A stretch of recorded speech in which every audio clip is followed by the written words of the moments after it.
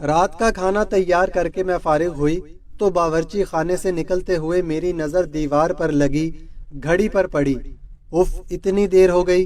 میں نے جلدی سے سامنے صوفے پر پڑی چادر اٹھا کر اوڑھی اور گھر کی چابی پرس میں ڈال کر گھر سے نکل گئی۔ راستے میں ہی مغرب کی اذان شروع ہو چکی تھی۔ بچے کہیں گے آج مما ہمیں ٹیوشن سے لینا ہی بھول گئی۔ میں سوچتی ہوئی تیز تیز قدموں سے ان کے ٹیوشن سینٹر کی جانب بڑھ گئی۔ مما آپ نے اتنی دیر لگا دی؟ 7 سالہ ریحان شکایتی نظروں سے مجھے دیکھتے ہوئے بولا، جبکہ 6 سالہ انم بھی منہ پھیلائے چل رہی تھی۔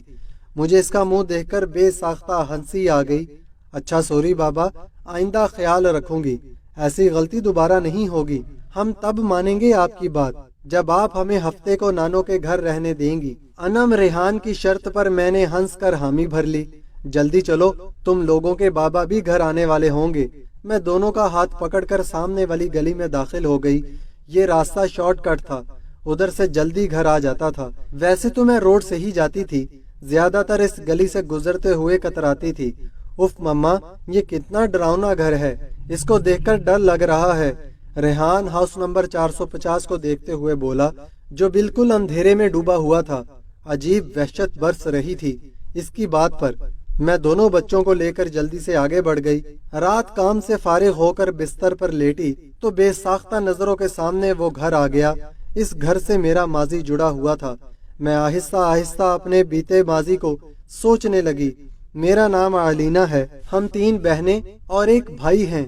میرے بابا آرمی میں ہوا کرتے تھے، جبکہ اماں سادہ سی گھریلو خاتون تھی۔ میں انٹر میں تھی تو بابا نے اماں کی خواہش پر بڑا گھر لے لیا، کیونکہ جس گھر میں ہم تھے وہ گھر ہمیں کافی چھوٹا پڑ رہا تھا۔ جس دن بابا نے نیا گھر لیا ہم سب بہن بھائی بہت خوش تھے۔ 2 منزلہ یہ بنگلہ نہایت خوبصورت تھا۔ نیچے والے حصے میں 3 بیڈ روم، بڑا سا ٹی وی لانچ اور ڈرائنگ روم اور باورچی خانہ تھا، جبکہ اوپری حصے میں 2 bed room, T V lounge اور ایک سٹڈی روم تھا۔ چھوٹا سا باغیچہ تھا جس میں نیم اور بیر کے درخت لگے تھے، اور کار پورچ اتنا تھا کہ ایک گاڑی کھڑی ہو جائے۔ میری بڑی بہن مہرین جو مجھ سے 2 سال بڑی تھی، اور پھر اس سے چھوٹی ثنا جو 1 سال بڑی تھی، پھر میں تھی، اور سب سے چھوٹا ہمارا بھائی جو اس وقت 7ویں جماعت میں تھا۔ ہم تینوں بہنوں نے اوپر والے بیڈ روم لیے، جبکہ نیچے حارث اماں بابا کے ساتھ رہتا تھا۔ ہم تینوں بہنیں چونکہ کافی ڈرپوک ہیں تو ہم ایک ساتھ ایک بیڈ روم میں سوتی تھی۔ جس دن ہم شفٹ ہوئے اس دن کافی تھکن ہو گئی تھی۔ رات گئے تک سامان وغیرہ سمیٹ کر فارغ ہوئے، باقی کا کام اب کل کر لینا، اب جاؤ تم لوگ بھی سو جاؤ۔ کھانے سے فارغ ہوئے تو امی بولی تو ہم تینوں بہنیں اوپر آ کر لیٹ گئیں۔ تھکن اس قدر تھی کہ لیٹتے ہی نیند آ گئی۔ ابھی سوئی زیادہ دیر نہیں ہوئی تھی کہ مجھے نیند میں ایسا لگا کہ کوئی باہر دروازہ بجا رہا ہے۔ میں نے اٹھ کر دوبارہ کھولا تو سامنے کالی بلی کھڑی مجھے گھور رہی تھی۔ اس کو دیکھ کر میری بے ساختہ چیخ نکل گئی۔ میری چیخ پر میری بہنیں گھبرا کر اٹھ گئیں۔ کیا ہو گیا؟ سب خیر تو ہے؟ مہرین نے میرے پاس آ کر پوچھا۔ تم بلی سے ڈر گئی؟ اس نے حیرت سے بلی کو دیکھتے ہوئے کہا، اور میں شرمندہ ہو کر واپس بستر پر آ کر لیٹ گئی۔ ہفتے کی رات ہم تینوں بہنیں رات دیر گئے تک جاگ کر باتیں کرتی رہیں۔ یہی کوئی رات کے 2 بجے ہوں گے۔ ہمیں ایسا لگا باہر ٹی وی لاؤنج سے باتوں کی آواز آ رہی ہے۔ اس وقت کون ہو سکتا ہے؟ ہم بولتے ہوئے کمرے کا دروازہ کھول کر جیسے ہی باہر آئے تو ایسا معلوم ہوا جیسے یہ باتوں کی آواز باورچی خانے سے آ رہی تھی۔ باورچی خانے میں ہم نے جھانکا تو وہ کالی بلی سامنے کاؤنٹر پر بیٹھی نظر آئی۔ ہمیں دیکھ کر اس نے چھلانگ لگائی اور سامنے کمرے میں گھس گئی۔ ہم ابھی سمجھ نہیں پائے تھے کہ یہ ہوا کیا۔ پھر ہماری نظر سامنے جلتے چولہے پر پڑی۔ ایسی خوشبو آ رہی تھی کہ جیسے کچھ پک رہا تھا۔ مہرین نے آگے بڑھ کر چولہا بند کیا۔ ہم تینوں ہی گھبرا سے گئے تھے۔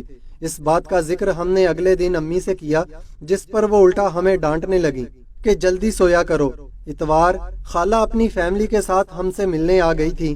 رات دیر تک وہ اپنے گھر گئیں تو نیچے ٹی وی لاؤنج میں رکھے تخت پر بیٹھے ہم تینوں بہنیں اور امی باتیں کر رہے تھے، جبکہ ابو اور حارث سونے جا چکے تھے کہ امی کی نظر لاؤنج سے جاتی سیڑھیوں پر پڑی۔ ارے علینا بیٹا، اوپر دیکھو، کوئی بچہ رہ گیا۔ خالہ کے چھوٹے چھوٹے بچے تھے، کافی شرارتی تھے۔ امی کو لگا کہ کوئی بچہ اوپر نہ رہ گیا ہو۔ امی کی بات پر ہماری نظر بھی اوپر کی جانب جاتی سیڑھیوں پر اٹھی تو دیوار پر چھوٹے بچے کا سایہ نظر آیا۔ میں نے اٹھ کر اوپر جا کر دیکھنے لگی مگر وہاں کوئی بھی نہیں تھا، جس پر میں خوف زدہ ہو کر تیزی سے نیچے آ گئی۔ جب میں نے امی کو بتایا کہ اوپر تو کوئی بھی نہیں تو امی بھی چپ سی ہو گئیں۔ ہم سب ہی حیران تھے کہ جب اوپر بچہ نہیں تھا تو وہ سایہ کس کا تھا۔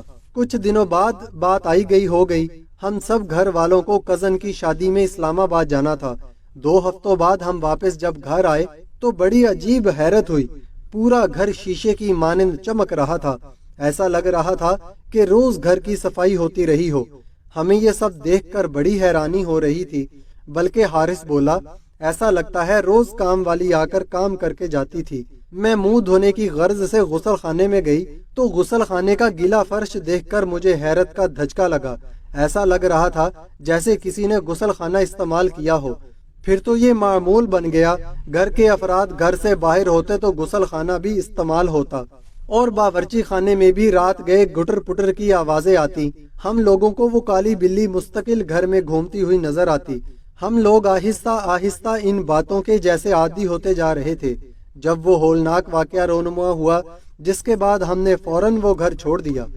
رات کے کسی پہر امی کی آنکھ کھلی تو انہیں محسوس ہوا کہ چھت پر کوئی ہے۔ وہ سمجھی ہم بہنیں سونے کی بجائے گپوں میں مصروف ہیں۔ وہ دبے قدموں سے چھت پر آئیں، وہاں گول دائرے میں 10-12 عجیب شکل والوں کو بیٹھے دیکھا۔ وہ منظر اتنا خوفناک تھا کہ امی بے ہوش ہو گئیں۔ فجر کی نماز کے لیے جب ابو اٹھے اور امی کو کمرے میں نہ پا کر لاؤنج میں آئے تو انہیں سیڑھیوں پر امی اوندے منہ پڑی نظر آئیں۔